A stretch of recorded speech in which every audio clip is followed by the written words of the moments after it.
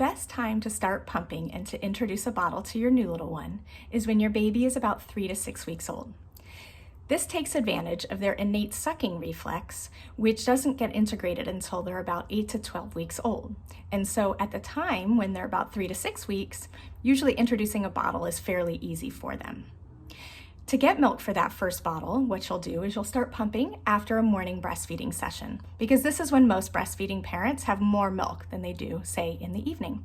And so what you'll start to do is you'll start pumping after a morning breastfeeding session. You're not going to get a ton of milk just because your baby just breastfed.